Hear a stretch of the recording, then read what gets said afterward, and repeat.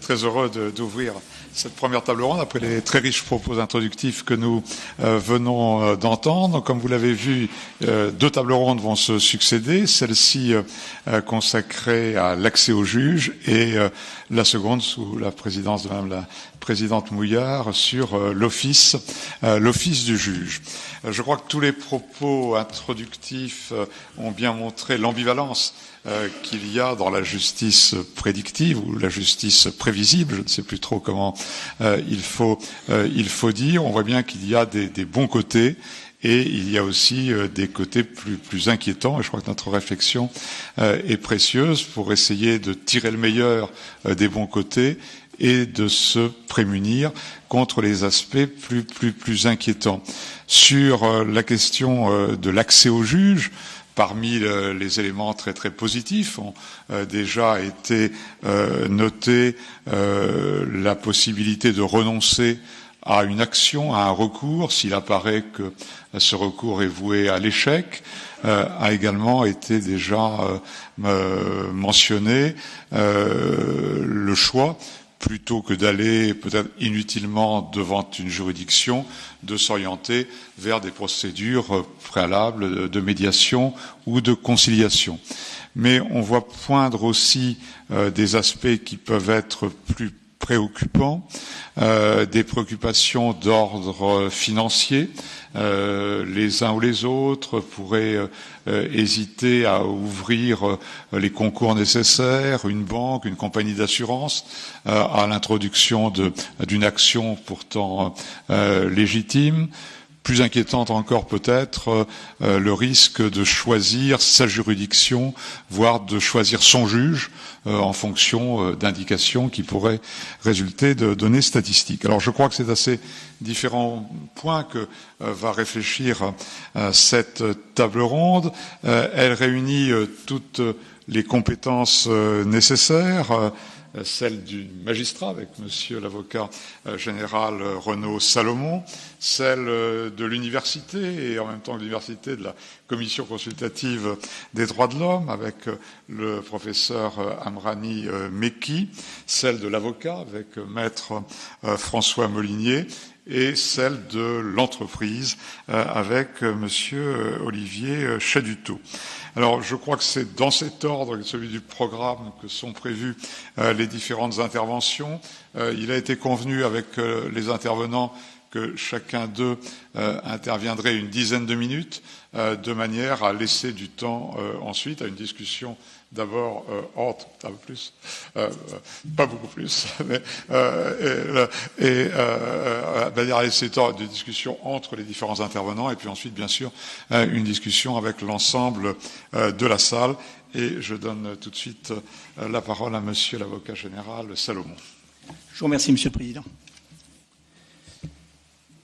Dans le temps où nous devions plaider devant un juge, dans une salle d'audience, expliquer la vie et la personnalité de notre client et vérifier les règles juridiques applicables, c'était vraiment l'âge obscur de la justice. Aujourd'hui, on vérifie que les algorithmes fonctionnent correctement. Mon logiciel e-défense client va étudier la fiche personnalisée pénale de mon client, remplie avec la police. On compare le résultat avec celui de la décision obtenue par le logiciel All Justice du ministère de la Justice. En cas de différence, on prend contact avec un magistrat pour discuter de l'affaire. Sinon, on valide le traitement automatisé et notre client reçoit alors directement la notification de la décision sur son écran. On n'est mis en relation que si l'on désire faire appel. Ces propos ne sont nullement ceux tenus dans une série télévisée de science-fiction judiciaire, mais ceux que pourrait peut-être à l'avenir tenir un avocat dans un futur proche. Aujourd'hui, par un effet de mode, semblable à celui de l'américanisation du droit il y a une quinzaine d'années, la justice prédictive s'invite à l'avant-scène des futures pratiques judiciaires. Cette justice prédictive, on l'a déjà dit, je ne m'appesantirai pas, est un outil informatique reposant sur une base de données jurisprudentielles qui, à l'aide d'algorithmes de tri, ou pour les éléments les plus perfectionnés de réseaux neuronaux, va permettre de réaliser des statistiques, des probabilités sur la solution à un problème juridique donné, en exploitant le big data notamment, en exploitant les nouvelles technologies mathématiques fondées notamment sur le machine learning et en somme en utilisant le potentiel offert par l'intelligence artificielle. Cette justice prédictive a déjà connu quelques applications concrètes en France comme à l'étranger. Cela a d'ores et déjà été dit. Plusieurs entreprises, on le sait, ont été créées dans le domaine de la legal tech. Mais les universitaires ont également investi la question de la justice prédictive. Ainsi, en 2016, lors d'une expérience menée par la University College of London, des chercheurs ont analysé 584 affaires de la Cour européenne des droits de l'homme, correspondant, monsieur le professeur de la Louvaris vous l'a dit, à 3 articles de la CEDH, et en ont tiré un taux de prédictibilité de plus de 70%. Une telle justice prédictive a également pu faire l'objet de consécrations prétoriennes. On l'a déjà dit, effectivement, pour les États-Unis, mais également, plus proche de nous, de l'autre côté de la Manche. L'introduction ainsi du predictive coding dans le cadre du e-disclosure a été reconnue en 2016 dans une décision de la High Court of Justice de Londres, à l'occasion de laquelle 13 millions de pièces auraient dû être examinées. Alors dans tous ces cas, vous le comprenez bien, il ne s'agit pas pour l'outil informatique de se substituer à l'humain et aux professionnels du droit en particulier, mais plutôt de l'aiguiller sur une direction à prendre, de lui permettre pour l'avocat de mieux conseiller, de quantifier, d'anticiper des risques.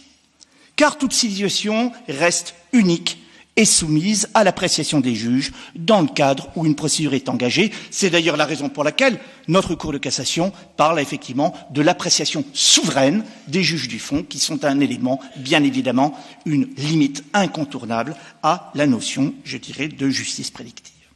Alors, si la justice prédictive, pour un accès optimal du juge, doit être accompagnée en ce qu'elle présente des attraits certains pour le monde du droit, elle doit cependant connaître une application mesurée en raison de 2 ordres de limite. Le nécessaire accompagnement par les pouvoirs publics de la justice prédictive.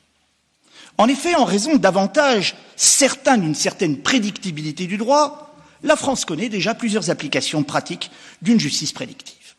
Quels sont ces avantages? On sait tous que le droit se caractérise par une exigence de prévisibilité juridique de la norme. Aussi, afin de contraindre le législateur à respecter mieux encore le principe nullum legem ignorare sensetur, la prévisibilité est à l'évidence l'exigence cardinale du droit. Et à cet égard, l'outil prédictif peut permettre de rendre le droit plus accessible, plus transparent, plus fiable. De la sorte, un tel outil permettrait de pallier les inconvénients de certaines branches du droit privé, telles que notamment le droit du travail, considéré par un certain nombre d'universitaires et praticiens comme une discipline parfois un peu trop imprévisible. Mais le droit, et là c'est l'amateur du droit des affaires, et du droit pénal des affaires qui parle, le droit, et en particulier le droit des affaires, s'illustre par une exigence de sécurité des affaires, laquelle suppose là aussi une prévisibilité. Alors il est vrai que de longue date, un certain nombre d'outils ont été élaborés, facilitant ainsi l'accès aux juges d'une certaine notion de prédictibilité. Avant d'engager une action en justice, les plaideurs avaient déjà de longue date accès à un certain nombre de documents. Je pense à des documents dont parlera madame le professeur Lemaire, tels que les tables de Max Leroy ou encore la nomenclature d'Intillac. Mais toujours est-il que l'accomplissement par les pouvoirs publics d'un accompagnement de cette justice prédictive permettrait de passer en quelque sorte de la phase artisanale à la phase post-industrielle de la prévisibilité et de la sécurité juridique. Alors, face à ces avantages, quelles sont les applications pratiques de la prédictibilité du droit? En premier lieu, la justice prédictive permettrait d'estimer in futurum le montant de dommages-intérêts, d'une pension, d'une indemnité ou de tout type de prestations à caractère monétaire que peuvent accorder le juge, tels que dans les domaines du bail, du divorce, des dommages corporels, des prestations compensatoires, des licenciements, des troubles de voisinage, mais également, et là c'est le tropisme dauphinois qui réapparaît, la question notamment de l'indemnisation de la rupture des relations commerciales établies. Et ce type de service est d'ores et déjà proposé par des éditeurs tels que Dalloz, les éditions Francis Lefebvre avec jurisprudence chiffrée et LexisNexis avec contentieux de l'indemnisation. Dans certaines disciplines juridiques très casuistiques comme le droit du travail, où, je l'ai déjà dit, la recherche de la prévisibilité s'avère parfois compliquée, la justice prédictive paraît trouver un terrain privilégié d'épanouissement. Combiné par exemple au barème désormais applicable en matière de licenciement sans cause réelle ni sérieuse, issu des ordonnances Macron de septembre 2017 et applicable depuis le 1er janvier de notre année, cette justice prédictive permettrait d'évaluer en amont du procès les indemnisations susceptibles d'être octroyées aux salariés. La justice prédictive permettrait également d'analyser et de faire remonter les décisions de justice dans le domaine du droit administratif. Supralegem, Monsieur le Président, permet, me semble-t-il, de révéler effectivement de façon prédictive certaines positions du juge administratif. Et puis, plus globalement, la justice prédictive permettrait d'afficher graphiquement l'état du contentieux. Dans une logique boursière, on parlerait de perspective chartiste. Les montants indemnitaires, moyens pour un litige, les arguments mobilisés par les juges et les avocats. C'est notamment ce que propose la V1 de Doctrine Premium, déjà connue pour son puissant moteur de recherche. Alors, dans un second temps, il faut effectivement dire que si cette justice prédictive se doit d'être accompagnée en raison de ses avantages, elle doit cependant faire l'objet d'une application mesurée en raison de deux limites. Ces limites sont tant intrinsèques à l'outil informatique qu'extrinsèques à celui-ci. Des limites intrinsèques tout d'abord à l'outil informatique. Je crois que l'on peut dire que la justice prédictive est plus facilement applicable dans les pays de common law. Pourquoi? D'ailleurs, c'est la même dans les pays de common law qu'elle a commencé à naître. Pourquoi? Parce que ce système juridique constitue un terreau particulièrement favorable à son épanouissement. L'absence de règles de droit écrit a contraint le système juridique de common law à se stabiliser en adoptant une règle qui est celle du précédent, la fameuse règle latine du stare decisis. Ce droit, presque exclusivement prétorien, se prête particulièrement bien à une approche prédictive de la justice, à la différence, il faut le dire, de notre système de droit écrit. En effet, le logiciel privilégie une approche statistique au détriment d'une analyse quantitative. En France, bien l'apport du logiciel est donc limité pour les magistrats dont les décisions reposent en priorité sur une analyse précise des faits de chaque espèce, sans être liées par les précédents rendus en la matière, à la différence de nos amis anglo-saxons. Peut-être est-ce une des raisons pour laquelle les cours d'appel de Douai et de Rennes, qui ont été amenés à pratiquer une expérimentation, se sont montrés, on va dire, quelque peu réservés sur l'application dans leur ressort territorial respectif. Seconde limite, toujours intrinsèque à l'outil informatique. Et là, la remarque vaut de façon transversale, aussi bien pour les systèmes de droit anglo-saxon que pour le jus scriptum. Dans un système logique, le raisonnement, à partir d'une certaine collection d'éléments, mène à une solution unique. Or, le droit, ayant vocation à générer des humains et des rapports humains, eh bien, fait qu'il existe nécessairement une incertitude qui est l'humanité, comme en quelque sorte variable d'ajustement de la solution d'un procès, difficilement prise en compte exclusivement par les outils prédictifs. Je crois que le droit pénal, moi qui suis avocat général à la Chambre criminelle, est certainement l'archétype de cette matière juridique humaine par excellence. Les procès d'assises, on le sait, sont d'ailleurs un exemple où cette humanité de la justice s'exprime dans sa plus grande complexité dans le cadre d'une procédure. Monsieur l'actuel directeur de l'ENM, en tant que remarquable président d'assises, en sait quelque chose, dans le cadre d'une procédure exclusivement orale. Mais même, dans les domaines civilistes, où l'humanité semble prima facie moins présente, il existe malgré tout un certain nombre de concepts et de règles qui échappent en quelque sorte à ce que M. Bouc appelle dans un de ses articles une systématisation sclérosante. Je pense notamment à la notion de fraude, et notamment de fraude à la loi, que je serai amené à développer plus avant dans le cadre d'une contribution écrite. Et puis, il existe bien évidemment des éléments procéduraux sur lesquels les statistiques seront malheureusement toujours fausses, en particulier les éléments afférents à la technique de cassation civile comme pénale. l'Ancien Testament et le Nouveau Testament de Monsieur le Président de l'Ordre des avocats au Conseil en est l'illustration la plus patente, puisqu'il a effectivement fait le droit de la pratique et pratique de la cassation en matière civile et en matière pénale, avec des domaines, je dirais, variables au niveau de leur contenu. Concernant notamment une question prioritaire de constitutionnalité ou une question préjudicielle, lorsqu'elle serait recevable et validée, on obtiendrait, le dit un auteur, 100% de réussite. Mais la nature même de la procédure rend sa possibilité de réitération nulle. Le moyen de droit, par ailleurs soulevé, une fois intégré dans l'édifice juridique, transforme ce dernier en vidant la possibilité de l'examiner à nouveau, sauf de très rares hypothèses. En examinant même les irrecevabilités par le biais de la justice prédictive, on obtiendrait des résultats qui varieront fortement sans qu'on puisse en déduire quoi que ce soit. Les nouvelles réformes procédurales, par ailleurs engagées au niveau de la direction des affaires civiles et du sceau et à la direction des affaires criminelles et des grâces, promettent là encore de rendre particulièrement délicat l'apprentissage des logiciels par deep learning. Et puis nous avons enfin des limites extrinsèques à l'outil informatique. La justice prédictive devra en effet en premier lieu être sérieusement encadrée afin de s'assurer de sa compatibilité avec les libertés publiques, ce que notamment présentera Madame le professeur Amadri Miki en sa double qualité d'universitaire et de membre de la Commission nationale consultative des droits de l'homme.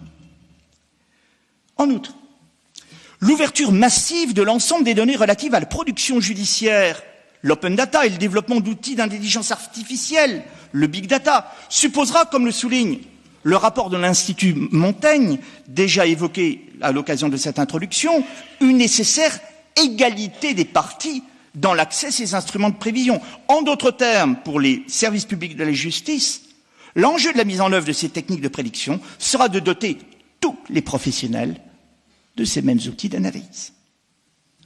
Enfin, la justice prédictive, comme plus largement la transition vers le numérique, devrait, à mon sens, être accompagnée par, je dirais, une institution. Certaines organisations ont proposé notamment qu'un tel passage soit confié à une agence du numérique judiciaire exclusivement chargée de piloter les innovations et sous forme de think tank. En définitive, la justice prédictive, on l'a compris, est un phénomène irréversible qu'il ne s'agit pas de vouloir endiguer, mais d'accompagner. Mais il s'agit pour autant de se servir avec précaution de la révolution numérique comme d'une opportunité de moderniser les juridictions et le fonctionnement de la justice civile, laquelle, on le sait, est parfois au bord de l'embolie et fortement mise en concurrence par d'autres formes de justice ou de services qui utilisent d'ores et déjà le numérique. Mais il convient, à mon sens, de rester vigilant et de faire nôtre les propos du professeur René Demogue, qui, dans les années 20, bien avant l'apparition de l'ordinateur, nous mettait d'ores et déjà en garde contre les dérives de la simplification du droit. Conciliation, disait-il, entre les théories en présence. Voilà, en somme, le but en partie irréalisable, d'ailleurs, qu'il faut poursuivre. La simplification, par idée d'unité et de déduction logique, est un besoin de l'esprit qui ne correspond pas complètement à la réalité des faits. On a nettement l'impression, en voyant toute la philosophie du droit, d'aboutir toujours à défendre comme principe une transaction ou un principe, simple en apparence, qui cache une complexité. Les faits sont trop divers, pour plier convenablement à la nature et au besoin d'agir de notre esprit. Je vous remercie.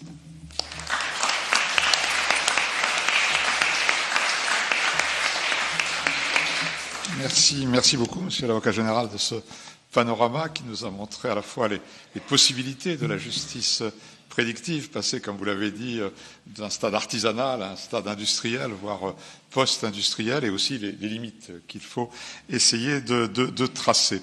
Alors nous allons maintenant voir le point de vue de l'universitaire, de l'universitaire en plus tourné vers les droits fondamentaux, et donne la parole à Madame Soraya Mrani-Meki. Merci Monsieur le Président. Merci infiniment, cher Louis Boré, pour l'invitation à participer à ce qui est déjà un magnifique colloque. Une petite précision avant de commencer. Je vérifiais le programme. J'interviens bien en tant que professeur de droit. Je suis effectivement vice-présidente de la Commission des droits de l'homme, mais je n'ai pas de mandat et donc je ne porte pas une décision de l'institution que je sers. Donc je parlerai en tant que professeur de droit, même si évidemment ma sensibilité aux droits de l'homme transpirera de mon intervention. Je suis donc censée vous présenter la justice prédictive et l'accès au juge. Je peux aller très vite en introduction parce que beaucoup de choses ont déjà été dites. Je ne reprendrai pas ce que Monsieur le procureur général a parfaitement indiqué sur la distinction entre prédiction et prévision, reprise par mon collègue Monsieur Ravis. Donc, je ne reprendrai pas ces points-là. Je voudrais simplement insister sur le fait que j'aurai une vision finalement assez prospective sur la justice prédictive, puisque, on l'aura compris, elle n'est aujourd'hui pas totalement opérationnelle, parce qu'elle a encore des défauts et qu'elle est en voie d'amélioration, parce que est-ce qu'on peut se contenter de 70%? Est-ce qu'on peut se contenter de logiciels qui fonctionnent sur des bases de données, alors même que l'information n'est pas suffisante, que les bases de données ne sont pas encore totalement accessibles, que la rédaction des décisions de justice fait aujourd'hui, dans leur diversité, qu'il est difficile de pouvoir être traitées, elles sont difficiles à mettre en algorithme et pouvoir servir les bases. Donc je ferai une vision prospective du sujet en imaginant que la justice prédictive n'ait plus ses défauts et qu'on puisse véritablement l'utiliser. Deuxième point qui me semble très important, il me semble important d'avoir une vision globale du sujet. Pourquoi? Et c'est le lien entre cette vision prospective et cette vision globale. Eh bien, parce que dans les chantiers de la justice qui sont aujourd'hui à l'œuvre, on voit bien que la justice prédictive est une donnée qui est d'ores et déjà prise en compte. Que l'on regarde le rapport sur la transformation numérique de messieurs Benel et Casas ou le rapport de Madame Agostini et Monsieur Molfessis sur l'amélioration et la simplification de la procédure civile, on voit bien que les politiques juridiques et les réformes du judiciaire s'articulent autour déjà d'une certaine vision de la justice prédictive. Et donc on ne peut pas penser la justice prédictive sans penser le traitement des contentieux de masse, sans penser le recours au mode alternatif de résolution des litiges, sans penser l'articulation même entre les différentes voies de recours. Je ferai donc une vision prospective et une vision globale. J'aurai donc ces visions-là.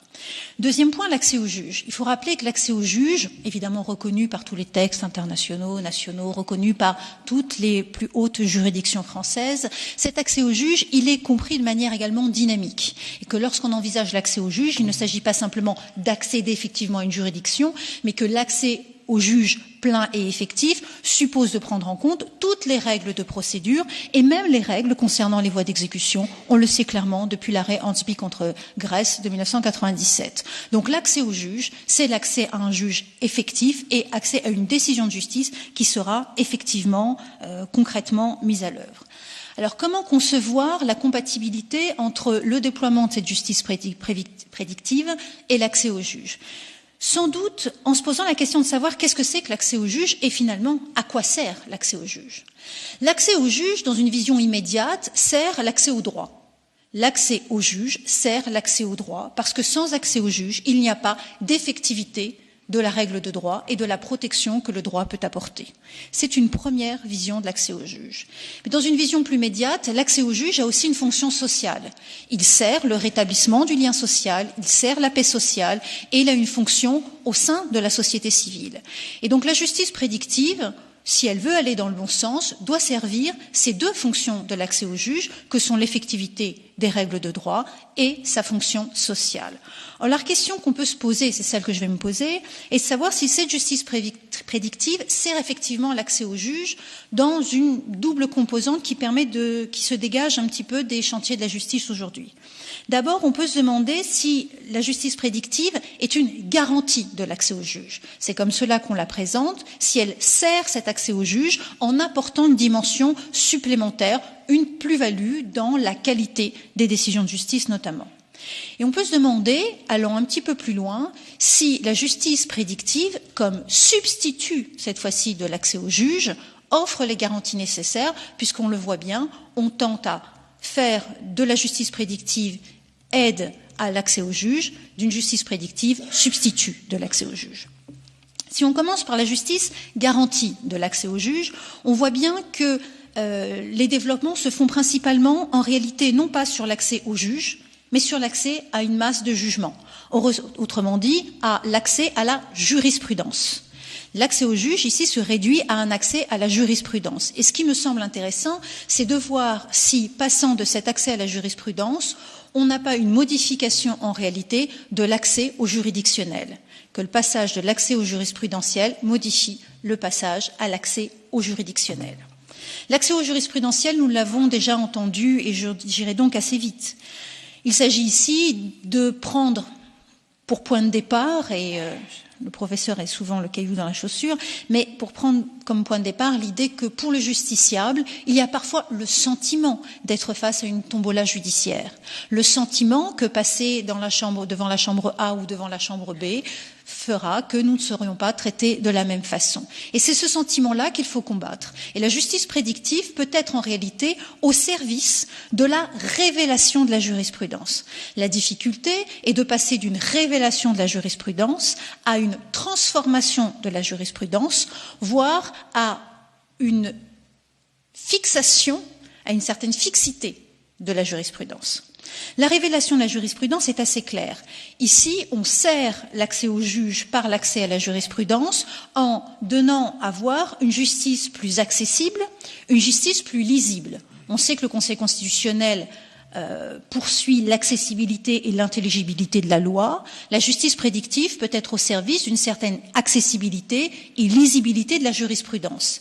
Elle peut même servir l'égalité d'accès à la justice et un accès à une justice de qualité, parce qu'on serait face à une justice mieux harmonisée, des décisions mieux harmonisées, mieux connues des juges eux-mêmes, parce que parfois ils peuvent ne pas connaître leur propre jurisprudence. La mobilité des magistrats entre les juridictions et le fait qu'ils puissent passer d'un contentieux à l'autre fait qu'il y a parfois une méconnaissance de leur propre jurisprudence. Donc on est aussi au service d'une justice de qualité. La difficulté est de passer de cette révélation de la jurisprudence à une réelle transformation de la jurisprudence. Hart disait qu'en dire, c'est faire. Aujourd'hui, on peut se poser la question de savoir si qu'en prédire, c'est faire. Et si finalement, on ne va pas réaliser, c'est la profession qui se réalise dans la prédiction, c'est-à-dire avec la connaissance des types de décisions rendues, l'idée que l'on va se moudre et se mouler, se conformer aux décisions rendues. Ici, l'accès au juge peut être atteint si on considère que l'on passe de l'information sur la jurisprudence à la reproduction automatique de la jurisprudence. Et en ce sens, la vigilance, si on parle de droits fondamentaux, il faut être vigilant, la vigilance qu'il faut avoir est à garantir l'indépendance juridictionnelle. Parce que l'indépendance juridictionnelle, c'est aussi une indépendance d'esprit. Et qu'il ne faut pas qu'en traitant des contentieux de masse, la productivité, la production attendue des magistrats ne les conduise par mimétisme à reproduire des décisions de justice qui sont censées être dans une norme acceptée ou en tout cas dans une norme révélée. C'est bien cette difficulté ici d'un accès à un juge indépendant et impartial qui se pose. Le dernier point sur cet accès à la jurisprudence, c'est le problème de l'évolution de la jurisprudence. Cela a déjà été dit, le problème c'est de créer un système judiciaire ultra-conservateur puisque le regard que porte la justice prédictive est un regard rétrospectif, tourné vers le passé. Or ici, la question qui va nécessairement se poser pour le citoyen est de savoir s'il y a un droit à obtenir un jugement in concreto adapté à sa solution. La Cour de cassation l'a dit à de nombreuses reprises, il n'y a pas un droit acquis à une jurisprudence figée. Mais va-t-on construire un droit à une jurisprudence évolutive? Va-t-on construire un droit à une adaptation et à une progression de la jurisprudence pour consacrer ce petit supplément d'âme qu'apporte le magistrat? L'accès à la jurisprudence est ici, vous voyez, conditionné, questionné, il apporte, mais il peut également réduire et on doit évidemment être vigilant. Deuxième point, l'accès au juridictionnel. On le voit, ce déploiement de la justice prédictive se fait dans un contexte où on sent que l'idée de concentration est dans la bouche de tous les acteurs publics. Il faut concentrer le juge sur le cœur de sa mission, réfléchir aux hypothèses où le juge va apporter réellement une plus-value, et cette concentration suppose que l'on fasse des choix. La question que va poser la justice prédictive va être de savoir si elle va être un élément de choix. Et il est certain que la justice prédictive va non seulement conditionner l'accès au juge, mais elle va également en façonner les modalités. Conditionner l'accès au juge d'une double manière. on peut voir un risque d'un filtrage des recours par l'usage de la justice prédictive. Vous le savez, l'obtention de l'aide juridictionnelle est soumise à la condition, devant les juridictions du fond, que l'action en justice ne soit pas manifestement dépourvue de tout intérêt. Est-ce que la justice prédictive pourrait être utilisée? On sait aujourd'hui que c'est un critère qui est quasiment tout le temps réunis. Mais est-ce que, au regard du pourcentage de probabilité que va fournir l'algorithme, est-ce qu'on se contentera de 70, est-ce qu'il faudra 80, 90 pour dire que c'est manifestement dépourvu de tout intérêt, et donc suppression de l'aide juridictionnelle, et donc négation du droit au recours, je vous le rappelle, arrêt Herré contre Irlande de 1979, l'aide juridictionnelle est une condition de l'effectivité de l'accès au juge. Cela peut fonctionner pour le bureau d'aide juridictionnelle, cela peut fonctionner devant la Cour de cassation pour déterminer cette fois-ci un moyen sérieux. Et je le rappelle, la Cour européenne des droits de l'homme a dit qu'il n'y avait pas de difficulté à limiter l'accès à la Cour de cassation au regard du moyen sérieux, précisément parce qu'on est devant la Cour de cassation. Or ici, ce n'est pas à la Cour de cassation, mais c'est devant les juridictions du fond. Et ce qui pourrait être applicable par le bureau d'aide juridictionnelle pourra être applicable par les assurances de protection juridique avec des logiciel de justice prédictive pour dire le pourcentage n'est pas atteint, nous ne prenons pas en charge parce que c'est manifestement dépourvu de tout intérêt.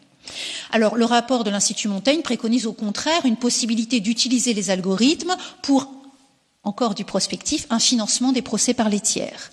Mais on a ici une véritable question entre justice prédictive et ressources et coût de la justice, parce qu'il me semble que les deux sont extrêmement liés. Deuxième point pour aller vite, le choix du juge. On l'a déjà dit, le risque, et c'est comme cela que les logiciels ont commencé à être développés en droit de la consommation, peut amener à un risque de forum shopping pour décider le juge qui serait amené à donner un résultat plus favorable qu'un autre. Sous réserve que cela fonctionne, encore une fois, la mobilité des magistrats, à mon avis, met quand même très largement à mal la justice prédictive. Mais si cela fonctionnait, en réalité, je suis assez de l'avis du parquet général de la Cour de cassation qui a proposé de supprimer les options de compétence, ce qui serait territorial, évidemment, ce qui est un moyen d'éviter ce type de difficulté. Mais ici, c'est le problème du droit d'accès au juge naturel qui pose difficulté, avec une possibilité d'instrumentalisation du recours au juge. On l'a vu aux États-Unis avec la fameuse route de Madison, parce qu'on sait que quand on va dans les juridictions de Madison, elles sont plus favorables aux actions de groupe.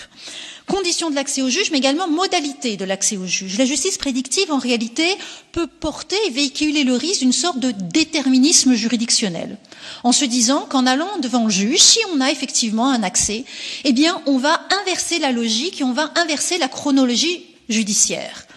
Jean Carbonnier disait que la procédure et la justice, c'est l'institution d'une mise en doute avec une décision au bout. Eh bien, on renverse la vapeur avec un point de départ qui est une décision et une réflexion sur le résultat des algorithmes. Ce qui pose la question du positionnement des acteurs du procès, des avocats qui devront lutter, combattre l'algorithme avec une bataille d'algorithmes s'ils ne sont pas dans le service public, et même s'ils sont dans le service public, est-ce qu'on aura une bataille d'algorithmes comme on a des batailles d'experts? Est-ce que ce sera pris en charge par le budget de l'aide juridictionnelle? Et puis un autre positionnement du juge qui peut-être, dans sa motivation de la décision de justice, c'est de la justice 2.0, devrait peut-être être amené à motiver la raison pour laquelle il s'écarte du résultat de l'algorithme. Donc on change totalement le positionnement des parties au procès. On est donc ici dans un renversement de la chronologie avec toutes les questions qui ont parfaitement été posées. Le deuxième point, c'est de voir qu'en réalité, cette justice prédictive, en réalité, elle est incitée non pas seulement pour garantir l'accès au juge, mais pour s'en passer et pour devenir un substitut de l'accès au juge, ce qui est assez étonnant et paradoxal. Si la justice prédictive devenait un substitut de l'accès au juge, il faudrait qu'elle remplisse les deux fonctions très schématiques que j'ai esquissées, à la fois la fonction juridique d'application et d'effectivité de la règle de droit, et à la fois cette fonction sociale. Sur la fonction juridique, la justice prédictive, en réalité, peut permettre, et elle est présente déjà dans le flot des rapports ministériels qui sont rendus depuis quelques années, d'abord pour rendre une justice hors le juge, et ensuite pour rendre une justice hors le droit. Une justice hors le juge parce que la justice prédictive, et on l'a entendu depuis le début de l'après-midi, est beaucoup utilisée en réalité pour le traitement des contentieux de masse. On le revoit dans le rapport Agostini-Molfessis, l'idée d'utiliser des ordonnances civiles comme on a des ordonnances pénales pour simplifier les traitements, parce qu'on est dans des contentieux de masse, des contentieux répétitifs qu'il faut pouvoir traiter plus simplement. L'idée de la construction d'une justice, d'une juridiction nationale numérique pour l'injonction de payer participe de cette idée de traitement et de simplification des contentieux de masse. La justice prédictive peut ici servir ce traitement des contentieux de masse, et elle est très largement envisagée pour ce service-là. Avec cette difficulté, quand on pense à l'accès au juge, de se dire, est-ce que finalement, dans ce traitement des contentieux de masse, il y a eu un accès véritable au juge? Est-ce que l'accès à la justice prédictive est équivalente à la justice, accès au juge? On peut le voir là encore de deux manières. On peut se dire que face au dénuement de la justice, pardon de le dire, mais à la difficulté de gérer la masse contentieuse, on peut se dire qu'il est préférable d'avoir un système automatisé pour des litiges de masse avec des décisions simples, parce qu'on aura une décision de justice et donc une exaltation de l'effectivité du droit par le passage à cette justice numérique un peu mécanisée, mais qui exalte l'accès au droit. Mais on peut se dire également que c'est une standardisation et une négation des cas particuliers. Or, le juge est le législateur des cas particuliers, je vous le rappelle. Donc, il y a ici une difficulté. Alors, on le voit, on le répète, cette concentration du juge dans les affaires qui le méritent, où il aurait une véritable plus-value, et le traitement des contentieux de masse par la justice prédictive notamment, c'est le moyen de réallouer des moyens à la justice. La semaine dernière, j'étais à un colloque où le directeur des affaires civiles et du Sceau disait, évidemment, chaque centime gagné sera alloué à la justice. Il faudrait s'en assurer. C'est lorsqu'on est généralement dans une lutte contre le temps gagné, à quoi sert-il et comment va-t-on l'utiliser? Donc il y a cette réflexion-là. La question également se pose de l'accès au droit. Cette justice prédictive, on l'a déjà dit, elle est systématiquement corrélée à une utilisation des modes amiables de résolution des différends. Et les deux se mêlent lorsqu'on incite au passage à une médiation numérique, ce qui est clairement dans les chantiers sur la justice, puisqu'ils en font même parfois dans des schémas procéduraux un passage quasiment automatique et obligatoire. Pour ces modes amiables de résolution des différends, de quoi s'agit-il? Soit on est, comme je le suis, très favorable au mode amiable qui consiste à aller rechercher une solution satisfactoire aux parties en dehors même de l'application du droit parce qu'on aurait des intérêts économiques, affectifs ou complètement autres. On est dans une justice amiable de luxe avec un médiateur totalement formé. On est dans le sur-mesure. Mais dès lors qu'on utilise la justice amiable, comme on utilise la justice prédictive pour un traitement des litiges de masse, quid de l'application du droit? Quid de l'application du droit lorsqu'il s'agit d'avoir une justice prédictive qui donne un résultat, par exemple 100, et on va dire qu'à partir de ce résultat de 100, il va y avoir une médiation numérique. Cette médiation, si elle entraîne des concessions réciproques, ne sera pas à l'application des 100, mais peut-être de 80 ou de 70, et donc on s'éloigne peu à peu du droit. L'idée même serait peut-être de créer, dans les matières extrêmement sensibles, droit de la consommation, droit du travail, qui sont entièrement tournés vers la protection d'une partie, si on s'écarte du droit, on s'écarte de cette protection, avec le risque de créer un sous-droit, a-t-on dit, ou un droit bis. Donc cette fonction et cette idée qu'on va utiliser la justice numérique au profit d'une application simplifiée des règles de droit ou au profit de modes amiables, suppose en réalité une réflexion bien plus globale qui intègre à la fois la simplification des procédures et les modes amiables pour savoir ce que l'on veut en faire. Enfin, la justice a évidemment une fonction sociale, à l'échelle individuelle comme à l'échelle collective. Elle est là pour rétablir le lien social rompu entre les parties. Et le droit au juge, c'est aussi et surtout le droit d'être entendu. Or, c'est parce que les juges n'ont pas forcément le temps de préserver ce droit d'être entendu que l'on va favoriser les modes amiables comme une reconstitution du droit à être entendu. La difficulté avec la justice numérique est de savoir si l'on va préserver ce droit d'être entendu, cette écoute, et l'idée en réalité que le juge est un interlocuteur social. Tout est une question politique au sens noble du terme. Est-ce que le juge est un juriste qui tranche les litiges juridiquement complexes où il va avoir une plus-value technique, ou est-ce que le juge doit demeurer un interlocuteur social, et est-ce qu'on doit favoriser et renforcer le réflexe judiciaire pour aller devant le juge? C'est un choix politique qu'il faut faire. Mais c'est un choix qui est extrêmement important parce que la justice prédictive, quoi que l'on fasse n'intègre pas des valeurs qui ne peuvent pas être mises en équation. Or, le paradoxe, c'est qu'on va inciter la justice numérique pour des contentieux de masse, et notamment tout le contentieux du droit de la famille, qui est porteur de valeurs et de questions de société. Donc, est-ce que le déploiement d'une justice numérique dans des matières qui véhiculent des valeurs sociétales est une bonne chose? C'est une question que l'on peut se poser. Autre chose, est-ce que ce qui vaut dans un rapport interindividuel vaut dans un rapport collectif? La justice prédictive se déploie en droit de la consommation, où on incite beaucoup au mode amiable, en passage obligatoire, tribunal d'instance est inférieur à 4 000 €, bientôt 5 000, passage obligatoire à une conciliation, peut-être demain une médiation numérique. Or, le droit de la consommation est extrêmement véhicule des choses extrêmement importantes en droit. L'office du juge a beaucoup évolué grâce au droit de la consommation, grâce aux petits litiges inférieurs à 5 000 € qui sont allés devant le juge, qui ont posé des questions préjudicielles à la Cour de justice de l'Union européenne ou des questions prioritaires de constitutionnalité qui ont fait avancer le droit. Tout cela pour dire qu'en réalité, la justice prédictive est un outil. Et tout dépend de la question de savoir ce que l'on va en faire. L'idée de l'utiliser comme substitut au droit au juge, vous l'aurez compris, cela pose d'énormes difficultés. Mais l'idée de l'utiliser à bon escient, à sa place, peut être extrêmement intéressant si l'on est suffisamment vigilant. Autrement dit, comme le disait Aristote, les deux excès, les deux vices sont le défaut et l'excès. Il ne faudrait ni se passer de la justice prédictive, ni en faire un substitut du judiciaire. Je vous remercie.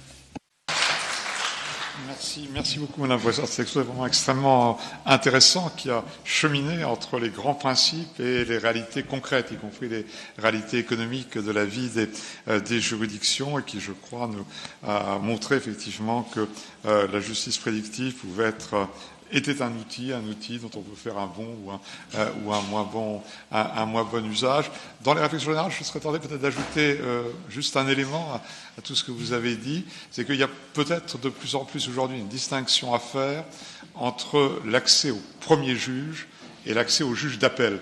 Il y a les cas particuliers des juridictions suprêmes, y compris, vous l'avez rappelé, pour l'aide juridictionnelle, mais l'accès au juge, c'est peut-être pas tout à fait la même chose au tout premier juge et l'accès après à une juridiction d'appel. Et là, constater que le premier juge s'est prononcé au regard de la jurisprudence telle qu'elle est établie peut être, je crois, tout à fait justifié pour ne pas inonder le juge d'appel de litiges qui ont déjà été parfaitement bien jugés en première instance. Mais la justice prédictive, c'est beaucoup l'affaire des avocats, et c'est peut-être la profession d'avocat qui a le plus de conséquences de la justice prédictive, et le moment est venu donc d'écouter maintenant Maître François Molinier. Merci, Monsieur le Président. Je voudrais commencer mes propos en rappelant l'une des fonctions essentielles de l'avocat, me semble-t-il, qui est celle, singulièrement pour l'avocat au conseil, de renseigner le client sur les chances de succès des procédures que son client peut vouloir lui confier. C'est une obligation déontologique essentielle. Et l'expression chance de succès est en elle-même un peu trompeuse, car si l'on s'attache à la racine du mot chance, qui invite à considérer qu'il s'agit de jeter des dés, on pourrait avoir une idée assez fausse de ce que c'est que la prévision juridique des chances de succès d'une procédure. C'est un exercice d'analyse et de probabilité, et l'avocat a donc forcément un regard un peu curieux, voire inquiet sur ces nouveaux algorithmes qui pourraient lui faciliter son travail, ou bien le remplacer, prendre le pouvoir dans son cabinet. Comme l'ordinateur HAL dans 2001, l'Odyssée de l'espace, qui refuse de s'éteindre et à qui Kubrick fait dire cette réplique culte « Je sais que j'ai pris de très mauvaises décisions, mais je me sens beaucoup mieux maintenant ». Alors, s'agissant de l'accès au juge, défini comme l'accès à ses décisions, je crois qu'il est important de rappeler que la révolution de l'open data n'est pas totalement nouvelle, que ce n'est pas aujourd'hui un point de départ, au moins s'agissant des cours suprêmes, et je daterai cela de 1998 avec la création de Légifrance qui a permis d'accéder à un fonds très conséquent, aujourd'hui exhaustif, des décisions du Conseil d'État et de la Cour de cassation. Avant Légifrance, on accédait à la jurisprudence par des tables par des mots-clés, par un plan de classement. On remontait patiemment les volumes, on attendait avec beaucoup d'impatience les tables décennales, les tables quinquennales pour aller un peu plus vite dans ces recherches. Bref, le service de documentation et d'études de la Cour de cassation et le centre de documentation du Conseil d'État, c'est un peu le service des phares et des balises de la jurisprudence. Légifrance a apporté la recherche en texte intégral à la totalité des décisions publiées ou non, ce qui a conduit à une transformation profonde du travail en cabinet d'avocat. Et je n'ai pas le temps de vous expliquer ce que j'explique à mes étudiants, comment on faisait les recherches avant, comment on les fait aujourd'hui. Alors, l'accès au juge devrait connaître une seconde révolution grâce au double mouvement, cela a bien été rappelé tout à l'heure, de l'open data d'une part, et du développement de l'intelligence artificielle avec laquelle, je dois le confesser, le juriste entretient des rapports assez froids, pour ne pas dire glacial, car à la vérité, il n'y comprend pas grand-chose. Garbage in, garbage out, effet performatif, machine learning, jeu de données, signaux forts, signaux faibles. Le juriste est vite perdu, à la merci des codeurs, ingénieurs et autres data scientists. Il y a été fait allusion tout à l'heure, ou data analytistes, il y en a d'autres. Et le problème d'accès commence là, comprendre de quoi on parle. Et pour ceux qui ne seraient pas certains d'avoir bien compris, je voudrais prendre une comparaison qui vaut ce qu'elle vaut, qui me semble assez révélatrice. Le Minitel d'un côté, Internet de l'autre. Le Minitel, c'est Légifrance. On retrouve tout l'esprit du droit français. Une organisation en pyramide, centralisée, un accès garanti à tous dans des conditions de stricte égalité et gratuit, et un accès à la jurisprudence brute, sans possibilité d'analyse ou de croisement. Internet, maintenant, c'est l'open data. On retrouve tout l'esprit de la common law, une organisation aux contours insaisissables, pas de hiérarchisation, un accès inégal, souvent payant, pas de médiation d'une instance centrale et des capacités de recherche décuplées et croisées, sans parler de l'opacité de fonctionnement des moteurs de recherche. L'intelligence artificielle ouvre donc forcément des perspectives enthousiasmantes et des craintes, même si, et je crois que cela a été bien souligné tout à l'heure, le moment de singularité technologique, pour reprendre l'expression de Jean-Gabriel Ganassia, ce point de rupture technologique où la machine va dépasser l'humain n'est pas pour aujourd'hui. Je crois que c'est un constat. Alors, très brièvement, je voudrais voir deux points. Le premier, c'est que l'intelligence artificielle favorise, dans une certaine mesure, l'accès au juge. Et le second point sera pour moi de vous donner quelques éléments à la lumière de ce que j'ai pu constater en matière d'encadrement nécessaire.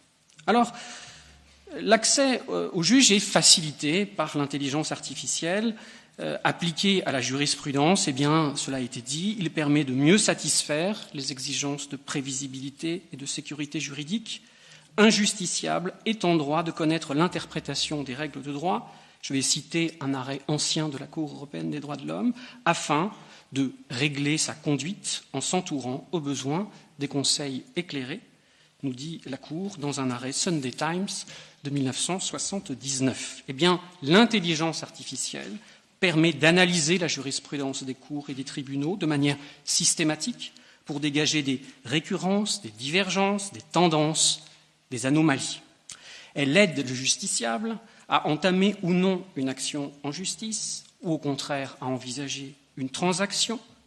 Elle pourrait même, cela vient d'être signalé, dissuader l'accès aux juges traditionnels au profit de plateformes de règlement de litiges en ligne. Les grandes entreprises y songent aujourd'hui. Et donc, forcément, ces outils permettent de réduire l'aléa judiciaire. Elles pourraient aussi permettre de réduire l'arbitraire et les différences de traitement en matière de réparation du préjudice, plus de barèmes locaux procédant de jurisprudence de cour d'appel. Cette intelligence artificielle permet aussi de classer les décisions, les moyens, les arguments, les demandes, les moyens les plus déterminants, leur combinaison pour obtenir une issue favorable et calculer un pourcentage de réussite. Donc techniquement, l'algorithme recherche des corrélations entre les données, comme on le faisait anciennement avec des barèmes et des statistiques, mais avec des capacités d'analyse qui sont aujourd'hui décuplées. Mais cet accès n'est pas universel. Et c'est un point important, je crois, qui mérite d'être signalé. Prédire le résultat de n'importe quel type de procès au moyen d'un algorithme révèle aujourd'hui du mythe, tout simplement.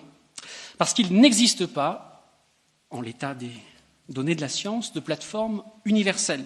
Il faut bien comprendre que la justice prédictive fonctionne sur le mode, cela a été dit, du machine learning. On va alimenter la machine avec des jeux de données, on va lui apprendre à chercher des occurrences et on corrige au fur et à mesure des résultats la machine en fonction de la réalité. Et je crois qu'il n'en faut pas davantage pour comprendre que s'il faut apprendre les spécificités du contentieux prud'homal ou s'il faut apprendre à la machine les spécificités du contentieux des reconduites à la frontière, il ne peut pas exister d'outil universel. Et à tel point, et je pense que dans cette grande salle de la Cour de cassation, c'est important de le rappeler, il n'existe pas aujourd'hui d'outils de justice prédictive qui soient adaptés à prévoir un raisonnement juridique. Par exemple, aucun outil sur le marché ne permet de déterminer les chances de succès d'un pourvoi en cassation. On pourra déterminer de manière statistique le nombre de fois que la Cour de cassation a accueilli tel ou tel type de moyens, par exemple la dénaturation, mais on ne peut pas prédire quelle sera l'interprétation que donnera la Cour de cassation à une règle de droit. Ce qu'il faut bien comprendre, c'est que l'intelligence artificielle ne peut pas porter de jugement de valeur. Elle ne sait pas ce que c'est qu'un juge, elle ne sait pas ce que c'est qu'un avocat, elle ignore qu'un juge peut se tromper, qu'il est faillible et qu'il travaille sous le contrôle des cours supérieures. Elle ignore aussi que le juge écoute les parties dans un cadre régulé, dans un cadre équitable. Elle n'a que faire, l'intelligence artificielle, des règles de procédure. Et donc, aucun outil de justice prédictive n'aurait pu prévoir, par exemple, que le Conseil d'État allait faire d'un dossier orienté en non-admission, rattraper la veille de l'audience un arrêt d'assemblée dans lequel il allait exceptionnellement écarter l'application de la loi française interdisant l'insémination artificielle. Prédire les évolutions de jurisprudence des juridictions suprêmes révèle aujourd'hui de l'art divinatoire. En revanche, de bons algorithmes pouvaient signaler à celui qui faisait des recherches sur la gestation pour autrui, réalisées à l'étranger, que compte tenu de la jurisprudence de la Cour européenne des droits de l'homme, la position traditionnelle de la Cour de cassation en matière de transcription d'actes de naissance était susceptible d'évoluer. Un mot maintenant sur l'encadrement nécessaire. Et je voudrais très très brièvement vous dire que cet accès qui pourrait fonctionner par des procédés algorithmétiques suppose un encadrement. Mon premier point sera le syndrome de la boîte noire. Mon deuxième point sera le remède que j'ai intitulé « Non au gouvernement des algorithmes ». Alors le syndrome de la boîte noire, je crois que tout a été déjà plus ou moins dit. L'intelligence artificielle fonctionne dans l'obscurité, elle aime l'obscurité, c'est une vraie boîte noire, des données, une recette secrète. Vous avez simplement, vous, utilisateurs, accès aux résultats. Et cela pose un certain nombre de difficultés. Impossibilité de vérifier que les algorithmes ne manipulent pas la vérité. Monsieur le vice-président a parlé tout à l'heure des biais qui fondent la recherche en la matière. Imaginez par exemple une défaillance du système, une erreur, un bug, une injection volontaire par une personne mal intentionnée de données biaisées dans le système. La machine tourne. Le système diverge gentiment parce qu'il est sensible aux conditions initiales, comme disent les spécialistes de la théorie du chaos, et vous avez à l'arrivée un résultat parfaitement faux, mais qui va être tenu pour hyper vrai, et qui va influencer la décision du client, éventuellement de renoncer à engager une procédure, la décision de transiger, bref, la décision d'aller en justice. Voilà pour le syndrome de la boîte noire. Le remède, me semble-t-il, c'est qu'il faut ne pas succomber aux sirènes des algorithmes. Il faut savoir les encadrer. Vous l'avez compris, l'algorithme n'est pas neutre. Il ne peut pas l'être. Il comporte des biais. Il a été programmé pour analyser certaines données selon certains critères. Et c'est un point aussi qui est important. Il analyse des données qui ne sont pas des données objectives, comme par exemple des données médicales. Ce sont des jugements qui comportent nécessairement, vous le savez, une part de subjectivité du juge, une part de non-dit, que dire des solutions implicites, par exemple, du Conseil d'État, que dire des motivations réduites. Bref, il n'est pas raisonnable qu'un professionnel du droit ou un justiciable puisse se déterminer en se fondant seulement, exclusivement, sur une prédiction sur laquelle il n'a aucun moyen de contrôle. Et à l'inverse, le résultat d'une analyse prédictive devra pouvoir être contesté pendant le procès, ce qui supposera de pouvoir s'expliquer sur les biais de la plateforme. À défaut d'être neutres, les algorithmes doivent être loyaux et fiables, ce qui conduit inévitablement, comme cela a été dit tout à l'heure, à les réguler. Je vous renvoie sur ce point, car ce n'est pas nouveau, aux 2 rapports du Conseil d'État sur le sujet, celui dès 2014, qui comporte des sections très développées sur les algorithmes, et celui de 2017 sur les plateformes, dans lesquels on lit qu'il faut soumettre les algorithmes à une déontologie, à une certaine transparence, des contrôles internes, externes, pour vérifier leur pertinence. Sans cette régulation, me semble-t-il, ces algorithmes n'auront pas d'avenir, ils fausseront et compliqueront l'accès aux juges. À l'inverse, bien compris, bien maîtrisés, bien régulés, ils faciliteront l'accès aux juges en rendant le droit plus prévisible et plus accessible. Voilà, j'arrive au terme de ma petite présentation en essayant d'avoir rendu les choses assez concrètes. Il y a un élément essentiel que je n'ai pas abordé, mais je crois qu'il n'a pas besoin de long développement. C'est celui du coût, c'est celui du fossé qui va se creuser entre ceux qui ont les moyens d'avoir recours à la justice prédictive, certains cabinets d'avocats, certains justiciables, et ceux qui n'auront pas les moyens d'interroger cette plateforme. Toutes ces solutions sont payantes, à ma connaissance. Toutes celles qui sont aujourd'hui sur le marché sont des solutions payantes. Voilà aussi un sujet de réflexion pour la puissance publique.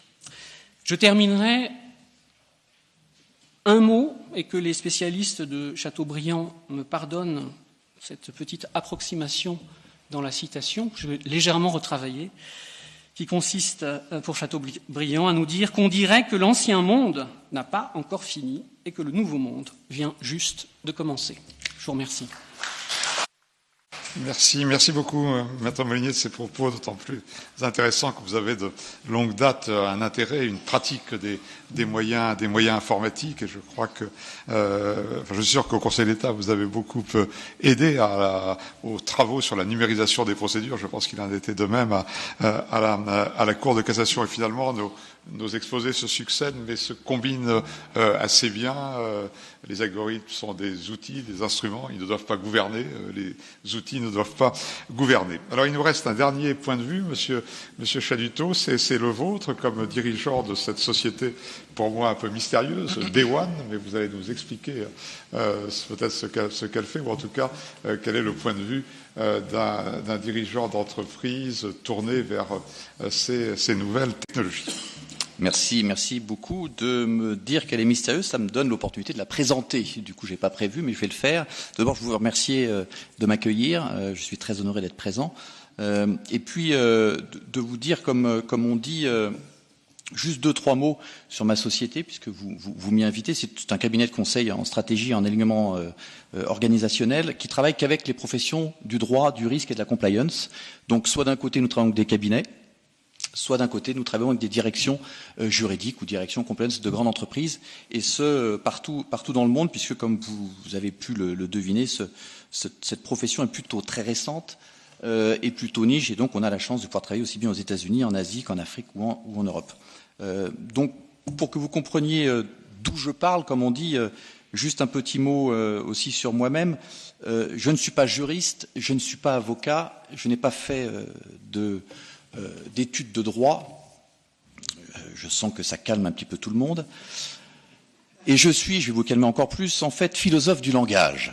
Ce qui veut dire que je fais très attention, en fait, aux mots, et j'essaye toujours de redonner une définition précise, même si Lewis Carroll nous a appris que les mots veulent dire exactement ce que je veux qu'ils disent, c'est Humpty Dumpty, et j'ai l'impression que les avocats font leur cette petite parole de Humpty Dumpty, et c'est assez intéressant. Pour ce qui est d'aujourd'hui, je ne crois pas que nous soyons à un enterrement, je ne crois pas que nous soyons à un anniversaire, puisque nous sommes en 2018 et non en 2017, je crois que nous sommes, et ça fera le lien parfait avec votre conclusion, nous sommes vraiment en train d'être les témoins et les acteurs de ce changement de paradigme, donc de l'ancien monde que nous quittons, et de nouveaux mondes qu'on n'a pas totalement vus. Et donc on est bien entre ce changement de paradigme au sens de Thomas Kuhn, c'est-à-dire que on est dans un format où on a dégelé le paradigme précédent et on n'a pas encore gelé le nouveau paradigme. Ce qui est assez intéressant, c'est que il y a 3 mots qui m'intéressent ici. C'est le mot temps, qui a été prononcé plus d'une fois, le mot valeur et le mot humain. Alors, ma société, c'est pour ça que j'ai aussi été invité. Nous avons fait une étude sur les fameuses legal tech, donc en bon français, puisque Jacques Toubon était présent, il faut quand même parler français, les jeunes pousses juridiques. Et nous avons fait une étude qui est gratuite, celle-ci, donc tout le monde peut la télécharger, sur 140 legal tech, et nous avons dernièrement, puisque nous avions prévu depuis quelques mois ce colloque, regardé ce qui se faisait, puisque notre étude remonte au début de 2017, autant dire un siècle en arrière, en année legal tech. Nous avons regardé, il y a 843 legal tech aujourd'hui dans le monde. Vous pouvez regarder, puisque ce chiffre est vraisemblablement faux, puisqu'il date d'une semaine, et qu'il doit y en avoir certainement plus. Regardez en allant notamment sur AngelList, sur le Codex, qui est un département à l'université de Stanford, entre l'université de droit de Stanford et l'université informatique de Stanford. Ils ont créé quelque chose qui s'appelle le Codex, où là, il y a toutes les semaines 2 legal tech ou 2 acteurs de legal tech qui viennent exprimer ce qu'ils font ou ce qu'ils essayent de faire. Donc on a eu la chance de présenter cette étude et je vais vous présenter une étude un petit peu plus approfondie parce que nous avons poussé sur ces 843 la recherche pour savoir ce qu'ils faisaient. Alors que font les legal tech? Parce que tout le monde en parle, mais moi je veux juste essayer de vous dire ce qu'il y a derrière ce mot-là. Les legal tech font 3 choses. D'abord, elles permettent de partager. Donc c'est entre une personne et une autre, une personne physique et une autre personne physique, entre une personne morale et une autre personne morale, on met quelque chose, et puis ça permet de partager. La deuxième chose, elle permet de produire. C'est-à-dire qu'on veut potentiellement produire quelque chose. C'est là où on va revenir sur les algorithmes dont je parlais tout à l'heure. Et puis enfin, elle peut permettre de sortir de l'information pour prendre des décisions, et c'est là où on va rentrer dans le domaine de la justice prédictive. Ensuite, ça c'est les 3 domaines que nous voyons dans la legal tech. Elle aide à partager, elle aide à produire quelque chose, et elle aide à prendre des décisions. Ensuite, la legal tech va vous aider soit à vous remplacer, avec cette approche schumpeterienne, remplacer l'humain dans sa tâche, une tâche précise, que la machine va faire à votre place, et je parle de la tâche, ou elle va améliorer ce que vous faites en vous donnant plus de qualité, plus de vitesse, plus de résultats, plus de rigueur, car je rappelle quand même que l'erreur est aussi humaine. Face à ça, c'est vrai, il y a environ, toujours aujourd'hui, c'est encore vrai, à peu près une dizaine de % de ces legal tech qui essaient de regarder ce que l'on peut faire en termes de justice prédictive. Alors, la justice prédictive, elle est quand même née aux États-Unis avec un système judiciaire qui est totalement différent d'une autre et qui était basé sur une idée originelle, voire originale, d'analyser toutes les décisions des juges, car le juge est extrêmement important aux États-Unis sur un certain nombre de sujets, et de dire, puisque le juge, celui-ci, monsieur A, juge de cette façon, et a jugé de cette façon, suivant tel critère, ces 10 dernières années, alors je vais peut-être pouvoir anticiper ce qu'il va dire dans tel ou tel cas. En France, et dans tous les pays de droit civil, on n'a pas du tout cette même approche. Et on n'a pas du tout ce même aléa, et pas du tout la même façon de regarder la justice. Où on n'est pas non plus, pour aller sur le système encore américain, sur une justice négociée, voire négociable, où on pourrait être hors le juge, comme vous l'avez dit, Madame le professeur, ou hors le droit, où on peut éventuellement négocier. Alors, ce qu'il faut regarder, c'est que, je vous donne quelques noms, puisqu'il y a beaucoup de legal tech à regarder. On a parlé de Predictis. Il faut regarder cette legal tech française. Il y a aussi Keslow Analytics, qui, comme son l'indique, est aussi une legal tech française. Il y a Sicara, il y a Juristat, il y a Ibrevia, il y a Legal Minor, qui est intéressante parce qu'elle commence à regarder la justice prédictive en Chine. Là, c'est encore plus compliqué quand même. Legal Optics, Lex Machina, qui du tout dans son simple nom, Ravello, Supralegem, Vigilante, et vous en avez encore beaucoup à regarder. Ils sont en train de se chercher. Alors, pour définir ce qu'est un algorithme, moi, je suis revenu un petit peu aux sources. J'ai regardé la définition d'Harold Stone qui dit qu'un algorithme est un ensemble de règles qui définit précisément une séquence d'opérations de sorte que chaque règle soit effective et définie et que la séquence se termine dans un temps fini. Je ne sais pas si vous avez lu le livre de Yuval Noah Harari, Homo Deus. Lui, il considère que l'homme n'est qu'une suite d'algorithmes. Tout ce que nous faisons peut être, pour partie, mis en algorithme. Alors tout ce que nous faisons, pas précisément. Parce que, par exemple, tous les mathématiciens ingénieurs vous le diront, vous êtes incapable d'expliquer ce qu'il se passe sur un acte qui est très simple, qui est la marche. La marche est quelque chose d'assez impressionnant car vous ne pouvez pas la mettre en algorithme. Essayez de réfléchir à ce que ça nécessite. Comme information, comme muscle, on a parlé du feedback, la fameuse boucle de rétroaction. Si je ne sais pas que mon pied a touché le sol, je ne peux pas lever l'autre pied pour avancer. C'est exactement tout ça. Tout ça ne peut pas être mis en algorithme. Et c'est là où il faut regarder les technologies qu'il y a. Il y a 3 technologies sur lesquelles je voudrais attirer votre attention parce qu'elles ont un impact sur la justice prédictive. Le premier, on l'a entendu, c'est le machine learning. C'est quoi? C'est un algorithme, une suite logique d'opérations. Et on va apprendre à la machine et corriger au fur et à mesure la machine pour lui dire non, là tu as faux, comme je juge un enfant, et je vais te dire ce qui est vrai. Je vous donne un exemple qui est pris dans les fintech, qui ont un petit peu d'avance sur les legal tech. Aujourd'hui, un prospectus d'actifs, d'un fonds d'asset management, fait environ 50 à 150 pages. En 50 à 150 pages, on va vous décrire exactement la stratégie de ce fonds en termes de gestion d'actifs. Est-ce qu'il va investir en minoritaire, en majoritaire, sur tel secteur, sur tel secteur, est-ce qu'il va exclure le secteur? Voilà. Vous allez devoir regarder et lire, il y a des gens qui font ça toute la journée, lire un prospectus passionnant pour essayer de dire le fonds X a cette stratégie d'investissement. Il existe une fintech qui est française en plus, qui a pris des data scientists, qui en a une dizaine dans sa start-up, et qui a fait au bout de 3 ans avec le machine learning, je reste dans mes exemples, une capacité de lire en exactement 1 seconde un prospectus de fonds de gestion d'actifs pour pouvoir en extraire en 1 seconde la totalité de la stratégie de ce fonds. Ce qui veut dire que je vais effectivement remplacer l'humain dans ses tâches d'extraction d'informations pour synthétiser l'information. Je ne vais pas remplacer, en tout cas aujourd'hui, je ne sais pas, dans 100 ans on pourra se revoir, mais aujourd'hui je ne remplacerai pas l'humain pour en déduire ce que je vais faire avec ce fonds-là. Et donc la machine learning fait quoi? Il va vous extraire les données et l'humain va regarder pour pouvoir lui dire, dans ce mot-là, c'est-à-dire j'investis en minoritaire dans le secteur de la santé, je le regarde dans son contexte, c'est là où le philosophe du langage, contrairement à ce que pensaient mes parents, qui pensaient que j'allais aller à Pôle emploi, je redeviens à la mode, eh bien, on regarde le contexte qui est fait dans le prospectus, et on va pouvoir lire si ce contexte-là définit bien ce qui a été mis dans la colonne de droite qui a extrait cette information-là, ce syntagme, comme je l'ai entendu tout à l'heure. Mais si on a, en bon français, comme on sait le faire, une double négation, pour l'instant, la machine ne sait pas l'analyser. Donc, l'humain va lui apprendre que cette double négation voulait dire qu'il n'investissait surtout pas dans le secteur de la santé. Et donc, je vais lui apprendre. Le coup d'après, il saura lire cette double négation. Voilà le machine learning. Le deep learning, en fait, s'attaque... Il y a deux choses à retenir. Le deep learning, deep, profond, retenez beaucoup. C'est-à-dire que pour faire du deep learning, il faut énormément de données.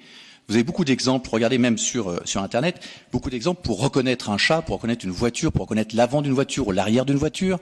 Vous, c'est très facile pour vous. Pour une machine, elle ne sait pas le faire. Pour le faire, il faut lui envoyer 1 million d'images. 1 million d'images. Quand on parle de deep learning, c'est pas avec 100 décisions de justice qu'on fait du deep learning ou qu'on fait du big data. C'est avec 1 million de données. La deuxième chose qu'il faut retenir quand on est dans le deep learning, c'est que cela a été créé pour le cas où on ne savait pas décrire, à travers un algorithme basique, ce qui se passait, comme par exemple, qu'est-ce qu'il se passe, le nombre de muscles qui d'un seul coup est utilisé pour marcher. Et donc il va simplement, cet outil, regarder et répéter ce qui est fait et apprendre de la répétition. Comme on peut apprendre en regardant, quand on fait de la danse, un mouvement de danse et en essayant de le répéter pour qu'il soit aussi parfait que celui de la professeure. Donc c'est une méthodologie, c'est une technologie, qui est issue de la machine learning, mais qui est un petit peu plus compliquée. Et puis enfin, celle-ci me fait un petit peu peur, c'est ce qu'on appelle le reinforcement learning. Reinforcement learning, vous le comprenez parfaitement quand vous voulez éduquer votre chien. Donne la papate, je lui donne un sucre. Donne la papate, il donnera la papate. Ça veut dire quoi? Ça veut dire qu'on va renforcer la machine dans sa décision qu'elle a prise. Je vous donne juste un exemple. Si je crée un algorithme et qu'avec le reinforcement learning, je lui apprends que à chaque fois qu'elle prend une décision qui favorise la rentabilité, par exemple, elle prendra systématiquement la décision qui favorise la rentabilité comme étant la variable numéro 1. C'est là où c'est intéressant de savoir comment l'algorithme a été créé et quelle technologie j'utilise. Alors moi j'ai dit beaucoup de bêtises, je les ai même écrites. J'ai dit qu'il fallait absolument beaucoup de transparence sur les algorithmes. Il fallait qu'on apprenne à lire les algorithmes et il fallait que l'ensemble des métiers du droit sachent lire un algorithme. Le problème c'est que j'ai regardé, je suis allé voir les ingénieurs qui écrivent des algorithmes, et ils m'ont dit, écoutez, c'est assez impressionnant, c'est qu'on sait décrire comment on les a écrits, on ne sait pas écrire ce qu'ils deviennent. C'est-à-dire qu'avec le machine learning, oui, je lui apprends la double négation, mais il va aussi apprendre en faisant des corrélations, qui est un mot que je voudrais aussi définir juste après, et donc il va potentiellement créer des corrélations lui-même, cet algorithme, pour après donner des résultats et prendre des décisions. Et donc même les plus grands ingénieurs, ceux qui fabriquent les algorithmes, commencent à dire qu'on commence à perdre un petit peu ce que devient l'algorithme. Donc c'est pour ça que c'est très important de le savoir, pour être vraiment sûr de ce à quoi on a affaire et que cette black box devient encore plus black qu'on ne le pensait et que plus elle avance, plus si on ne fait pas attention, elle peut nous échapper. Alors le mot que je voudrais quand même vous expliquer ou vous définir, c'est le mot corrélation. Pourquoi je l'ai choisi? Parce que pour moi, la justice prédictive, en fait, qui est soit une erreur sémantique, soit un coup marketing, soit une escroquerie notoire, ne prédit rien du tout, puisque comme on l'a entendu tout à l'heure, c'est pas en regardant uniquement le passé qu'on peut prédire l'avenir. C'est-à-dire que si je regarde d'un point de vue statistique 50 ans de météorologie, je peux vous dire, il y a une probabilité pour que demain il fasse froid, mais j'en suis pas sûr. Donc il y a une probabilité d'un point de vue statistique. La météorologie va plus loin, puisqu'en fait, non seulement elle cède de la statistique, de la probabilité, mais elle cède aussi du présent, c'est-à-dire du mouvement du vent, de la rapidité du vent, des dépressions, et donc elle est un peu plus précise, des fois on se le demande d'ailleurs, mais elle est un petit peu plus précise qu'uniquement de la statistique et de la probabilité. Pour l'instant, la justice prédictive s'appuie sur des éléments, sur des données et fait de la statistique et de la probabilité. Alors on ne dit pas que par rapport à vous, madame ou monsieur, la prestation compensatoire sera de 5 000 €. Elle va sortir un certain nombre d'informations et de dire, et c'est aujourd'hui réel, pour ce cas précis, il a été traité à Montpellier 253 fois et 60% des cas, c'était 5 000 €, 70% des cas, c'était 4 000 €, 80% des cas, c'était 2 000 €. Voilà ce qu'il sort aujourd'hui, les outils de justice prédictive. Ils vous disent ce qui s'est passé dans le passé. Donc, la corrélation, et là ce serait une faute énorme, ce serait de la mélanger à la causalité qui est un outil que les juristes connaissent très très bien, mais surtout, le danger, ce serait de mélanger la corrélation et la causalité. La causalité, c'est un lien qui unit la cause à l'effet, vous le savez tous. La corrélation, c'est une relation existant entre deux notions dont l'une ne peut être pensée sans l'autre, et entre deux faits liés par une dépendance nécessaire. Alors, il faut faire attention parce qu'on peut avoir très très vite des glissements sémantiques. Je donne quelques exemples très précis. Quand on est malade, il ne faut surtout pas aller à l'hôpital. Parce que la probabilité de mourir dans un hôpital est 10 fois plus grande que dans son lit de maison. Voilà ce que l'on peut faire et jouer avec les chiffres. C'est-à-dire que le mot est dangereux parce qu'on peut lui faire dire ce que l'on veut, le chiffre est encore plus dangereux. Une autre excellente blague, connue des statisticiens, est-ce que vous savez qu'un tiers des accidents de la route est dû à des conducteurs alcooliques? Et donc on se demande ce qu'on fait pour ne pas arrêter les 2 tiers qui conduisent de façon sobre, puisque manifestement ils sont ceux qui créent le plus d'accidents, puisqu'ils créent 2 tiers des accidents. Donc il faut faire attention à jouer avec la statistique, parce que là on peut leur faire dire tout et n'importe quoi. Donc pour revenir sur la justice prédictive, il va falloir regarder non pas uniquement des résultats, mais regarder quelles sont les hypothèses et les variables qui sont utilisées. Si on utilise 1, 2, 3, 4 variables, si on utilise 10, 100, 1000, 1 million de données, les résultats peuvent varier du tout au tout. C'est là où peut-être les coûts et l'accès à ces outils-là est très important, parce qu'on peut faire une petite analyse sur Excel avec quelques chiffres et sortir de la statistique, ou on peut faire, avec des outils de statistique beaucoup plus coûteux et beaucoup plus performants, des vraies analyses qui peuvent donner d'autres chiffres. Donc, se positionner uniquement par rapport à un 80%, par rapport à un 70%, pour moi est une faute importante, surtout quand on a la vie d'une personne physique ou d'une personne morale en face, et il faut faire très attention à ces sujets. On a aussi, pour regarder ce que l'on peut avoir, quand même le choix de l'humain. J'ai dit que je parlais de l'humain. L'humain, il va décider. Ce n'est pas parce que j'ai 80% de chance de perdre que je n'ai pas envie d'aller au procès. Je parle du côté entreprise. On veut aussi des fois montrer que si on me cherche, on me trouve, et que même si je perds, ça m'importe. Je veux simplement montrer au marché que si on me cherche, on me trouve. Donc même si, et les avocats ont cette conversation tous les jours. Tous les jours, les avocats, on leur demande quelles sont mes chances de gagner ou mes chances de perdre. Tous les jours, les avocats font de la justice prédictive. Écoutez, cher client, ça fait 20 ans que je fais ce métier, j'ai jamais vu quelqu'un gagner ce procès. Eh ben, cher maître, on va quand même y aller, parce que je vais leur montrer de quel bois je me chauffe. Donc, il va y avoir exactement la même réaction avec la justice prédictive, quel que soit le pourcentage. Et enfin, j'en termine, puisqu'il a été cité, l'effet performatif.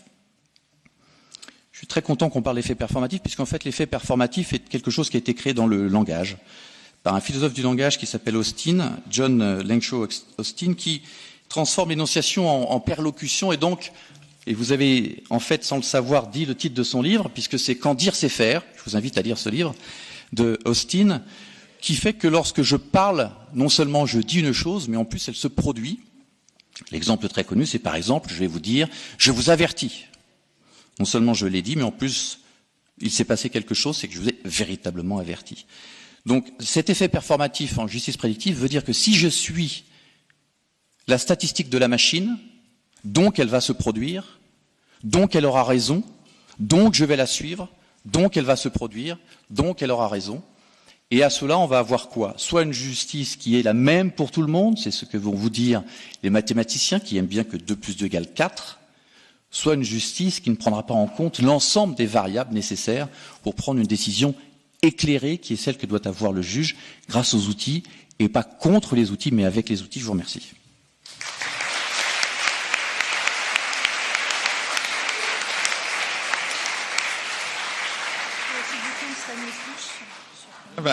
Merci beaucoup, M. Chaduto. Vous nous avez aidé à commencer à comprendre le nouveau monde qui s'ouvre devant nous. Alors, je crois qu'il faut que nous puissions avoir quand même quelques échanges. Je me tourne un peu vers le président Boré, oui. Oui. Alors, peut-être déjà entre vous, si vous souhaitez réagir, chacun de vous 4, aux interventions des autres.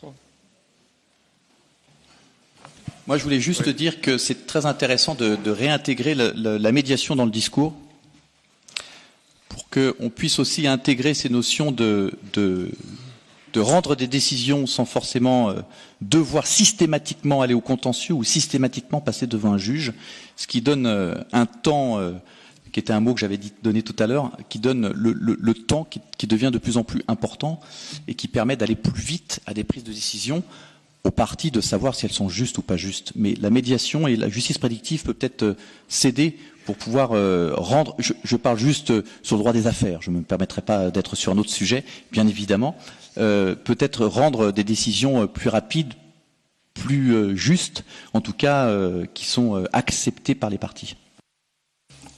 Pour compléter, je crois qu'en fait, il faut faire attention au fait qu'il n'existe pas une justice amiable, il existe des justices amiables. Et qu'on ne peut pas véritablement comparer une justice amiable en droit des affaires avec des clients un peu particuliers, ayant les moyens, pouvant avoir accès à des algorithmes, qui sont en position de négocier dans le cadre d'une médiation à égalité d'armes, et la médiation numérique pour un traitement de contentieux de masse qui prendrait pour base des résultats d'une justice numérique. Et la lumière fut. Voilà. Donc il faut faire cette distinction. Et juste un point pour compléter, il faut que vous sachiez qu'un certain nombre de très grandes entreprises aujourd'hui sont en train de fabriquer leur propre logiciel d'analyse de décision de justice. Il y en a un certain nombre qui sont en train de fabriquer ces logiciels. Comment ces logiciels vont-ils être fabriqués? Vont-ils être un peu biaisés pour donner un certain résultat? C'est bien effectivement que le logiciel conduise derrière à permettre une médiation électronique, etc. Mais à condition que le système qui permette d'y conduire ne soit pas biaisé. Alors, je tourne maintenant vers vous, qui souhaite intervenir, faire part d'une réflexion, d'une interrogation.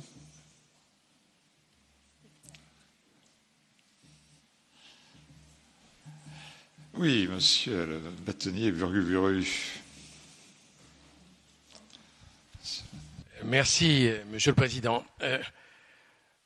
On considère alors que la justice prédictive est certaine, qu'on va y être condamné. Il y a eu comme quelques tentatives d'y résister, mais on n'a pas soulevé que par rapport au monde anglo-saxon, il y a non seulement la notion de précédent, mais il y a aussi par exemple la notion de collégialité, donc qui est en train d'ailleurs peut-être de disparaître un peu en France, mais qui existe encore dans les textes et les avocats y sont attachés, et que peut-être elle serait plus adaptée effectivement aux cours suprêmes de l'ordre judiciaire et de l'ordre administratif qu'aux tribunaux et aux juridictions dites inférieures, mais elles ne le sont pas, elles sont avant, n'est-ce pas, les tribunaux de première instance et les cours d'appel. Donc le débat aurait peut-être pu également, mais nous n'avons qu'une demi-journée, essayer de voir si vraiment la prédictivité, mais j'ai apprécié aussi l'observation sur la traduction véritable de predictable, qui veut distinguer prédiction et prévision, si nous sommes condamnés à cette justice ou si elle ne peut, comme certains l'ont dit, mais peut-être à mon avis pas assez, n'être qu'un instrument, non pas une justice prédictive, mais une justice avec des éléments, des instruments nouveaux qui permettent d'arriver. C'était ma première observation, qui n'est pas vraiment une question. La deuxième est une question aussi, c'est la nécessité d'anonymisation des décisions. Je suis d'une génération où on l'a connu, voyons, en matière civile, les arrêts Franck et les Jandeur, la petite liste Jandeur, d'un arrêt de 1930. En droit public, j'ai quelques souvenirs, l'arrêt Blanco ou l'arrêt Veuve-Trompier-Gravier, en DIP, les arrêts Rivière et Ferrari, et puis la Cour européenne des droits de l'homme nous donne aussi des noms pour les décisions. Alors tout ça, c'est fini, et les successeurs qui seront sur les bancs des facultés, des universités, auront des arrêts complètement anonymes qui ne permettront pas d'attacher à une décision nominative une règle de droit, une règle de jurisprudence. Est-ce que là aussi on est condamné à cette anonymisation qui est aussi un peu une anonymisation de la justice qui est contraire au principe de la publicité des jugements. Les jugements sont rendus au nom du peuple français en public et s'il y a un délibéré secret, le jugement lui est public. Alors, bien sûr, il y a le respect de la vie privée, je ne l'ignore pas, mais ceux qui veulent un respect total de la vie privée, vous savez ce qu'ils font? Ils ne font pas de procès.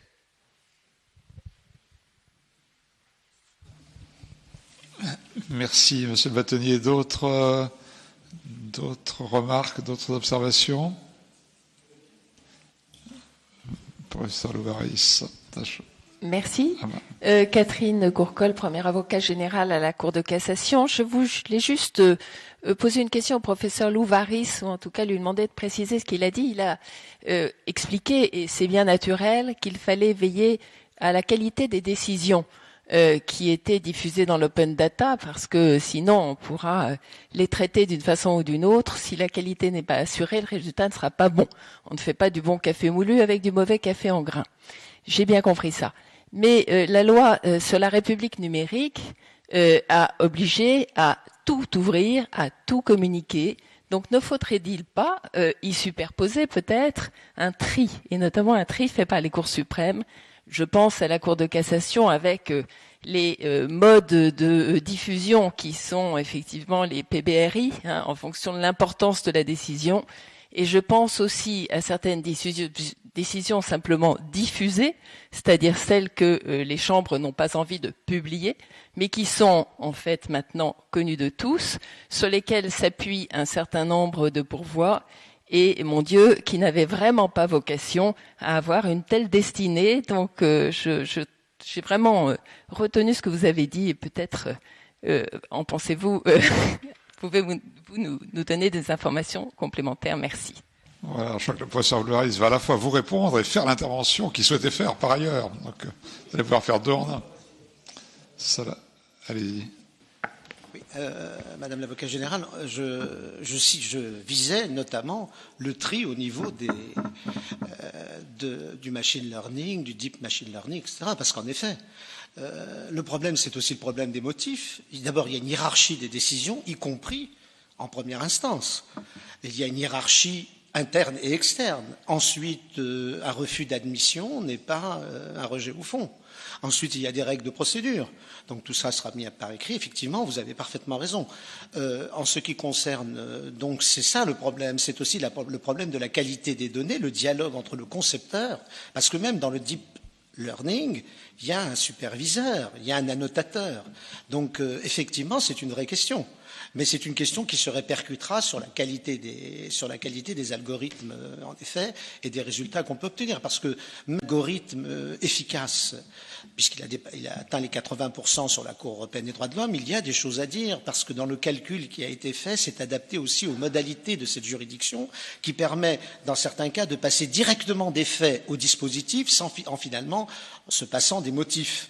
Donc il y a tous ces débats. Alors c'est pas tellement au niveau de la ressource de base. Par contre, ce que l'on pourrait penser, c'est que les juridictions suprêmes et les régulateurs joueraient un rôle dans la production d'un service public de la qualité de la donnée. S'il y a des délégations de services publics, etc., on peut le justifier. Alors maintenant, il y a des questions par rapport à la liberté du commerce et de l'industrie et toute cette sorte de choses, si j'ose dire, mais il y a quelque chose car il s'agit de méthodes qui impactent la fonction de juger. De la même façon que l'avocat est un auxiliaire de justice, il n'est pas un service public, mais il est intimement lié au service public. Donc je ne vois pas pourquoi, du côté des legal tech, il n'y aurait pas aussi il n'entrerait pas dans cette orbite, tout en respectant, bien entendu, les libertés nécessaires. Alors, la seconde, je voulais juste faire une remarque. Il semble qu'il y ait en Argentine un logiciel qui atteindrait plus de 90%, 94% sauf erreur, qui répondrait aux questions. Alors, le système argentin est assez complexe, ils ont 4 ou 5. Alors, ce n'est pas l'admission, c'est la Cour qui donne l'autorisation de l'appel, entre guillemets. Et il aurait un bon... alors, je pensais aux juridictions suprêmes en ce qui concerne l'admission, mais là encore, je parle sous le contrôle des éminents représentants des juridictions suprêmes, une non-admission obéit à des tas de, que ce soit devant le Conseil d'État et à la Cour de cassation, à des tas de choses implicites. Il y a un non-dit du droit, quelle que soit la motivation de la décision de justice, qui échappera à à l'algorithme. Et tant mieux. Et d'ailleurs, quand il y a 80% de chances pour, ce qui nous intéresse, nous, c'est les 20%, finalement aussi. Voilà.